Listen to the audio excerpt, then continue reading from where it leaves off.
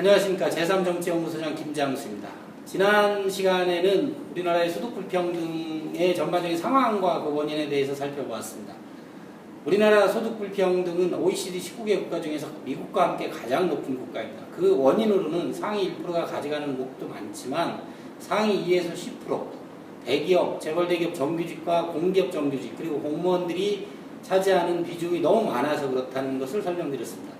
오늘은 그 원인을 좀 더 깊게 들어가 보겠습니다. 이 표는 우리나라 경제의 먹이사슬 피라미드입니다. 이 표를 간단히 보시면 가장 위에 재벌 대기업이 있습니다. 이게 자본의 측면인데요.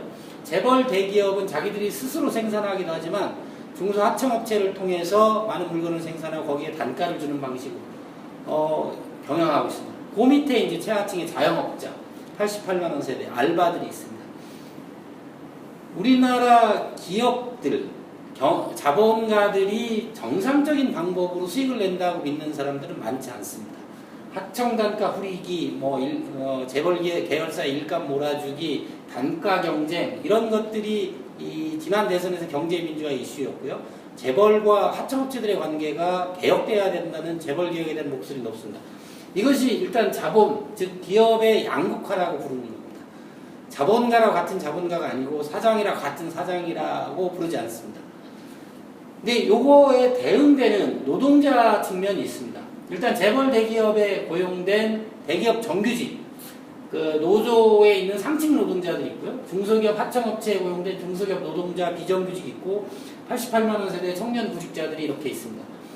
이 과정을 통해서 올라갑니다. 그 부가 이렇게 이전이 되는데요. 이제까지 많은 국민들이나 진보 진영에서는 주로 이 측면, 그 자본은 되게 강하고 부자고 이 노동자들은 약자고 살기 어렵다 이런 측면에서 봤는데요. 이렇게 왼쪽과 오른쪽의 대립구도를 저로 봤습니다. 그런데 지금 우리나라에서 새롭게 제기되는 문제들은 위아래의 문제입니다. 이거를 이제 이쪽 잘 보고되는 쪽을 상층 노동시장이라고 하고요. 이쪽을 하층 노동시장이라고 합니다. 이 상층 노동시장, 하층 노동시장은 질적으로 아주 차이를 보입니다. 이거를 전문적인 용어로는 노동의 분화라고 합니다. 노동의 분화라고 하는 건 뭐냐면 위에 있는 노동자들과 밑에 있는 노동자들이 같은 노동자라고 불리지만 실제로 같은 노동자가 아니라는 얘기입니다. 여기는 잘 아시다시피 소득도 6천만 원 이상 내지 상위 10%에 속할 정도로 고소득을 올리고 있고요. 무엇보다도 정년 보장 등 고용 안전성이 되게 높게 되어 있습니다. 그 다음으로 재직 시에는 물론 퇴직 이후에도 국민연금과 공무원연금 등 복지 혜택도 만만치 않게 높은 수준, 특히 선진국과 비교해서도 뒤떨어지지 않는 수준을 유지하고 있습니다. 반면 이 하층 노동자들 같은 경우는 임금 수준도 우리나라 평균, 임금 노동자 평균이 2천만 원이 채 안 됩니다. 그 밑에 자영업자들은 한 달에 100만 원 가져가기는 힘든 상황이고요. 88만 원 세대도 마찬가지입니다. 우리 경제의 문제는 이 상층 시장과 하층 시장의 차이가 너무 크다는 거고요. 이 문제를 해결하지 않으면 다른 경쟁력이나 청년 실업 문제가 해결되지 않습니다. 대표적인 예를 들어보겠습니다.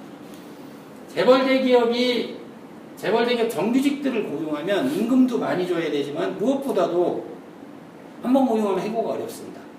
그러다 보니까 이 재벌 대기업에서 취하는 방식이 뭡니까? 본사의 정규직들을 고용하지 않고 중소기업으로 하청으로 넘깁니다. 정여의치 않으면 해외 시장으로 진출합니다. 그래서 대표적으로 현대자동차 같은 경우는 광주 기아자동차 공장 이후에 15개 공장을 해외에다 짓습니다. 이쪽은 잘 보호가 되고 그러다 보니까 재벌 대기업은 본사 정규직을 고용하지 않고 아웃소싱으로 문제를 풉니다. 아웃소싱으로 문제를 풀다 보니까 본사 정규직이라는 양질의 일자리는 만들어지지 않고 다 이런 일자리들이 만들어집니다. 다른 한편으로는 국가 전체, 기업의 국제적 경쟁력이 떨어집니다. 이게 지금 우리나라 국제 경쟁이 떨어지는 가장 중요한 이유 중에 하나고요. 또 하나는 이러다 보니 청년 일자리들이 사라지는 겁니다. 이중적 노동시장의 문제가 가장 크게 나타나는 게 이겁니다. 이게 홍민기 박사가 1958년서부터 2010년까지 한국 임금 노동자들의 불평등이 어떻게 증가했는가. 지금 보시면 상위 10%가 가져가는 비중이 임금 노동자 전체 소득의 35%를 가져갑니다. 이중적 노동시장의 직접적인 결과물이 이 광주 기아차 노동자 임금 격차입니다. 보시다시피 기아차 정규직의 경우 임금이 1억 원이 넘습니다. 근데 사내하청으로 오면 바로 절반은 떨어진다. 5천만 원입니다. 1차 협력사로 와도 마찬가지로 절반이 떨어지고요. 1차 협력사 사내하청이나 2차 협력사로 오면 이의 절반으로 떨어집니다. 이게 제가 아까 말씀드렸던 겁니다. 기아차 본사는 정규직을 고용하면 1억 원의 고임금을 줘야 되고 여기에 정년도 보장해줘야 됩니다. 기아차 본사가 국제적인 경쟁력을 가지려면 이런 것들을 계속 줄이면서 밑으로 내립니다. 이게 양질의 일자리들이 사라지는 이유고 국제 경쟁력이 약해지고 결과적으로 청년 실업난이 악화되는 이유입니다. 그래서 우리나라 경제의 핵심 문제는 이중적 노동시장의 문제를 해결하지 않고는 풀리지 않습니다. 또한 이중적 노동시장 문제를 해결하지 않으면 앞서 말씀드린 상위 10%가 48%를 가져가는 소득 불평등 문제도 해결되지 않습니다.